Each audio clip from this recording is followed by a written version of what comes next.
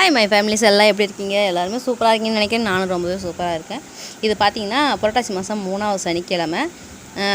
அதுக்கு முதல் நாள் வெள்ளிக்கிழமையே வந்து நயனாமலைக்கு போகிறது வழக்கம். போய் அங்கே வந்து ரூம் எடுத்து தங்குவோம்.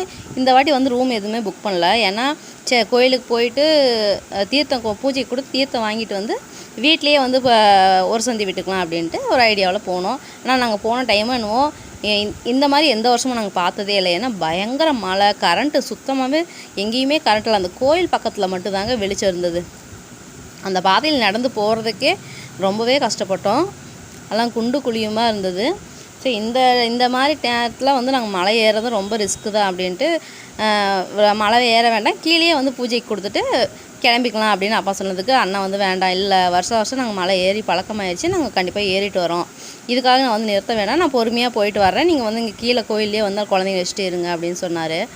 சரி ஓகேன்ட்டு நாங்கள் வந்து கோயிலில் கீழே இருந்தோம். அவங்க போய் ஒரு 1/2 hour தாங்க இருக்கும். செம்ம மழை. அந்த மேலேருந்து மலையிலேருந்து ஊற்ற இந்த படி பூரா உட்காந்துட்டு இருந்த இடம் பூரா பயங்கர தண்ணி. குழந்தைங்கள வச்சுட்டு அங்கே நிற்கவே முடியல. சாரல் வேறு அதிகமாக எடுத்துக்கிச்சு, குழந்தைங்களுக்கு குளிர் எடுத்துக்கிச்சு. சமாளித்து வர்றதுக்குள்ளே போதும்னு படாத பாடாயிருச்சு இந்த வாட்டி. ஆனால் இதுவும் ஒரு நல்ல அனுபவமாகவே இருந்தது. ஏன்னா நாம் ரெகுலராக வந்து மண்டபம் எடுத்து தங்கிட்டு ஜாலியாக டைம் ஸ்பெண்ட் பண்ணிவிட்டு வந்துடுவோம். இந்த வாட்டி பார்த்திங்கன்னா சரி கடை வீதிக்கெல்லாம் போயிட்டு அவங்க மலை ஏறிட்டு வரதுக்குள்ளே நம்ம கடை வீதியெல்லாம் சுற்றிக்கிட்டு பர்ச்சேஸ் பண்ணிகிட்டு இருக்கலாம்னு குழந்தைங்க ரொம்பவே ஆசைப்பட்டாங்க. ஆனால் அது எதுவுமே வந்து நடக்கலை. மலையில் நனைஞ்சி சலித்து வீட்டுக்கு வந்தது தான் மிச்சம். அண்ணா வந்து மலைக்கு போயிட்டு கீழே வந்துட்டாங்க. இப்போ வந்து கீழே இருக்கிற சாமியை கும்பிட்டுட்டு தீர்த்தம் வாங்கிக்கிட்டு நாங்கள் வீட்டுக்கு கிளம்புறது தான்.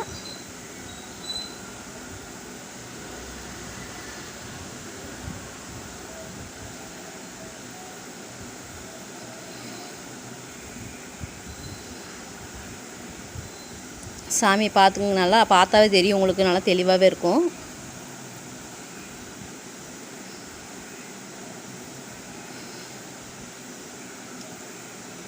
இது வந்து சனிக்கிழமை காலையில் வந்து ஒரு சந்தி வர்றதுக்காக வீட்டில் எல்லாமே அரேஞ்ச்மெண்ட் நடந்துகிட்ருக்கு. பொரியலுக்காக காய்கறி வெங்காயம் எல்லாம் வந்து வெட்டி ரெடி பண்ணிகிட்ருக்கோம். ஒரு பக்கம் காய்கறி வதக்கி விட்டுருக்கேன். பூசணிக்காய், இன்னொரு பக்கம் பார்த்திங்கன்னா கொத்தவரங்காய் வந்து வெந்துகிட்ருக்கு. ரொம்பவே பரபரப்பான நேரம் இதெல்லாம். காலையில் பார்த்திங்கன்னா வந்து அண்ணா, அப்பா, அம்மா அவங்க ஃபேமிலி ஃபுல்லுமே வந்து சாப்பிட மாட்டாங்க. ஒரு சந்திங்க இருக்கிறதுனால காலையில் வந்து சாப்பிட மாட்டாங்க. பூஜையெல்லாம் முடித்து ஃபஸ்ட்டு வந்து தீர்த்தம் அவங்களுக்கு கொடுத்துட்டு அவங்களுக்கு வந்து இலை போட்டு நாங்கள் பரிமாற ஆரம்பிச்சுக்குவோம். அதுக்கப்புறமா தான் நாங்களாம் வந்து உட்காந்து சாப்பிடுவோம். ஏன்னா ஒரு சந்தி இருக்கிறவங்களுக்கு தான் முதல்ல வந்து தலைவாழையில் போட்டு பரிமாறணும். அதனால் ஃபஸ்ட்டு அவங்க வந்து எப்பயுமே சாப்பிட்ருவாங்க. சாதம் ஒரு பக்கம் வடித்து விட்டாச்சு. பொரியல் வேலை, காய்கறி வேலை, சமையல் வேலைலாம் பரபரப்பாக நடந்துகிட்ருக்கு. இந்த நேரத்தில் குழந்தைங்க வெளியே போகாமல் வீட்டுக்குள்ளேயே வந்து அவங்க பாட்டி வந்து தாயக்கட்டம் போட்டு உட்கார வச்சு சொல்லி கொடுத்துட்ருக்காங்க.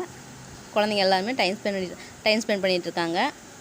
அதுக்குள்ளே பூஜைக்கு நேரம் ஆகிட்டதுனால நாமம் போட்டு குழந்தைங்களாம் ரெடி ஆகிட்டுருக்காங்க.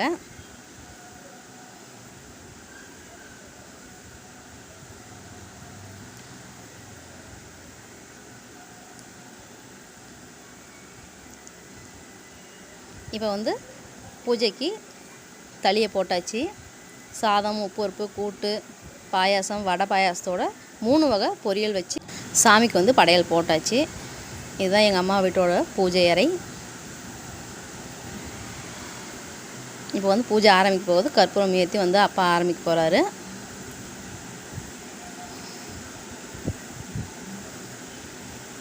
எங்கள் வீட்டு கடைக்குட்டி தான் வந்து பூஜைக்கு மணி ஆட்டிகிட்ருக்காங்க.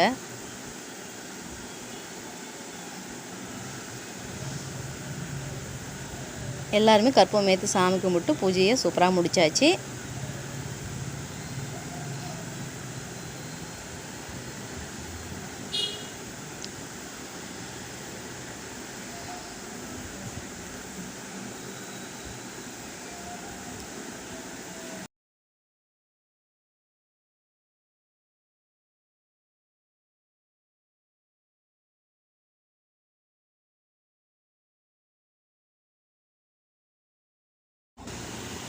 இப்போ சாமி கும்பிட்டு முடிச்சுட்டு எல்லாம் எடுத்து வச்சு பரிமாற ஆரம்பித்தாச்சுங்க.